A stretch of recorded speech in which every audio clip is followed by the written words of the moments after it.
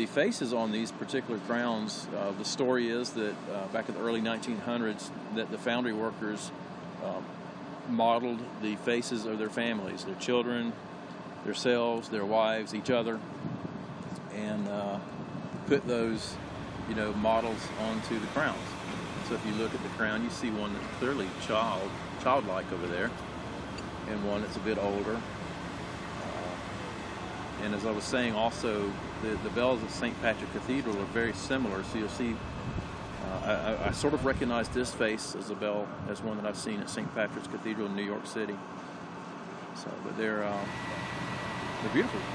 And now that was a crown is for a bell that swings. Now, will Normally. these bells not swing? These bells are all mounted stationary, and the rationale for that is going back to a couple of things. Number one, there were some issues with the tower years ago, and so we don't want to reintroduce the dynamics of swinging bells into the tower.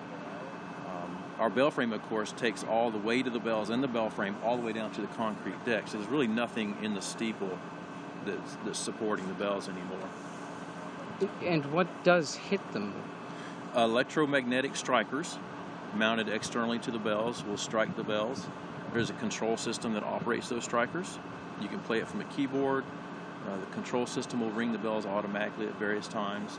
And of course the louvers there are now opening and closing doors behind the louvers. So a minute before the bells ring, the louvers will open. A minute after the bells ring, the louvers will close. So that's a way of letting the bell sound out, keeping the weather out at other times. And do they have all these multitudes of decorations and attributions to donors, and they're wide and varied. They're very decorative.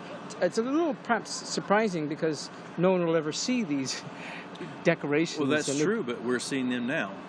If you think about that, they were installed in 1927, but here we are seeing them again. And these people have all been contacted, I understand, by Catherine Hennessy and the group raising the funds.